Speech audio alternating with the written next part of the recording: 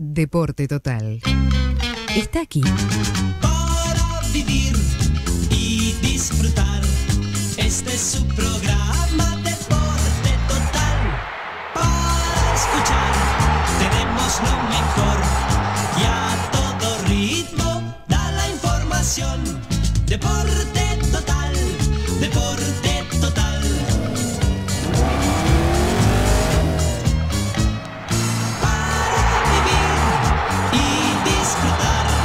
Este es su programa Deporte Total.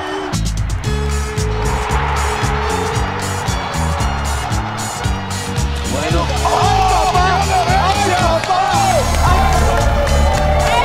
¡Vamos, Héctor!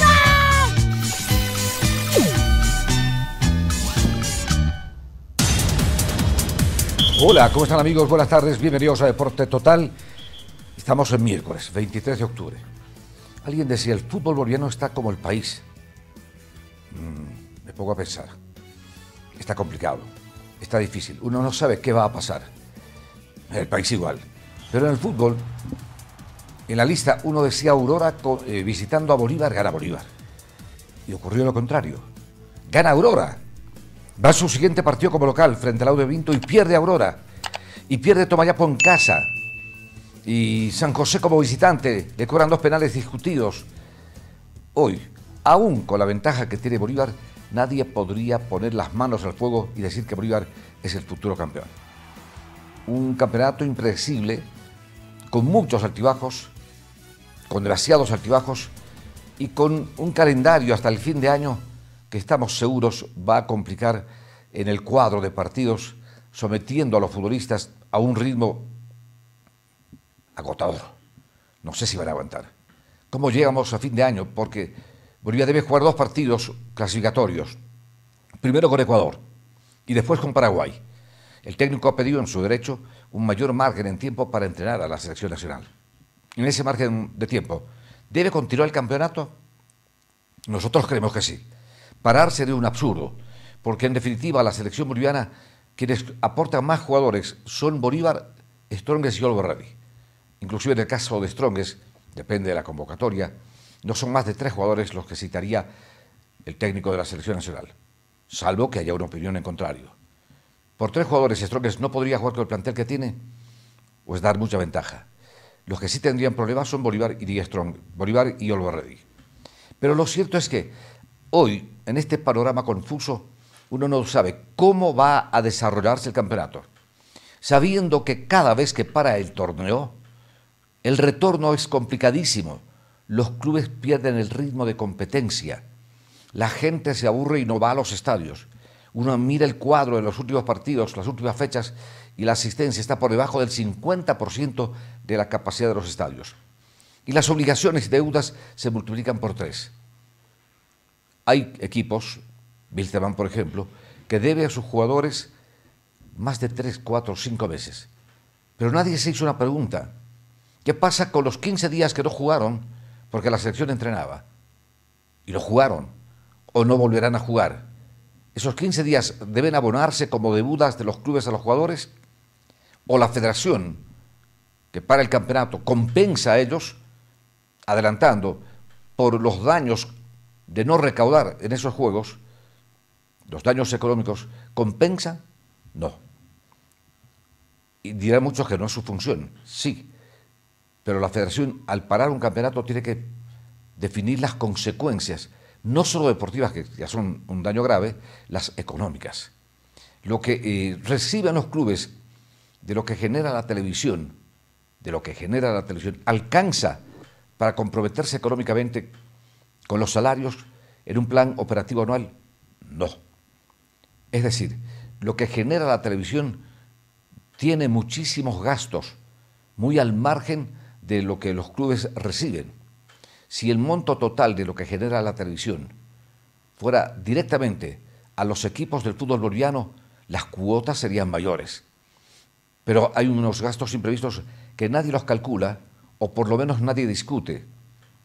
Por ejemplo, el generar la señal de la transmisión televisiva, el VAR que se utiliza en los partidos.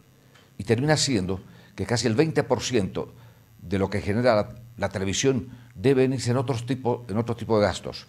Y la distribución termina siendo descompensada, porque muchos equipos, Oriente, Blooming, con una mayor capacidad de convocatoria, inclusive para los que miran por televisión los partidos, Bolívar, Strongest, Wilstermann, Aurora, San José, podrían alegar que ellos tienen planillas muy altas por exigencia de su propio club y su historia y de sus hinchas, y reciben una cuota muy parecida al del resto de los clubes.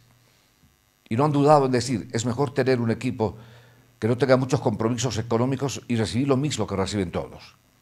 Esto está mal barajado, y esto no pasa por un tema muy puntual. Hay que institucionalizar en el fútbol un reordenamiento jurídico, administrativo y deportivo para planificar mejor el futuro.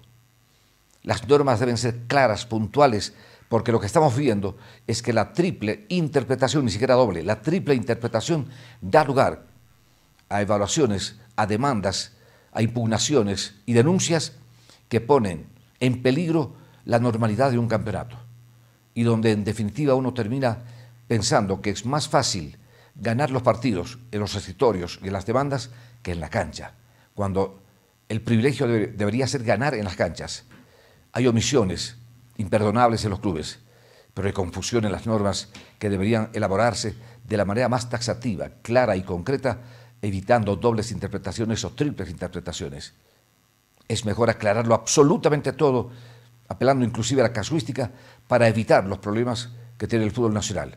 Hay uno en ciernes, y hay hace 47 años los mismos problemas.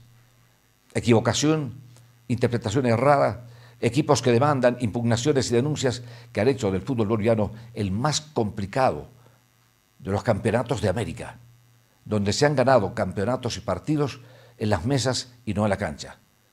Hay que hacer algo. Y lo dijo alguien aquí en este panel.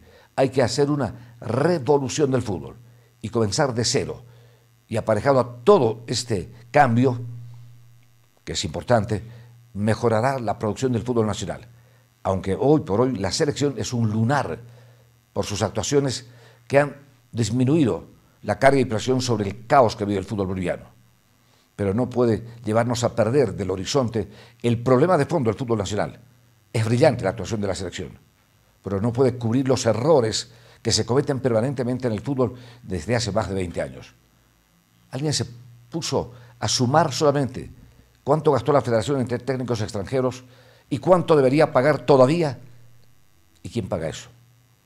Pagan los clubes del fútbol que son generadores del espectáculo y tiene que pagar la federación. Por eso, en el orden estructural e institucional es necesario que haya una comisión técnica del fútbol, de gente del fútbol, que planifique todo esto que estamos hablando, otra comisión jurídica que haga una evaluación de todas las normas existentes y una comisión económica que haga un análisis a fondo de la crisis que vive el fútbol boliviano. Deber o ser deudor en el fútbol boliviano es cosa común y eso no es bueno, atenta contra el fútbol. Y el fútbol merece una mayor y mejor atención de todos. Hay que sanear al fútbol boliviano para tener un campeonato más competitivo. Nuestra palabra. Deporte total.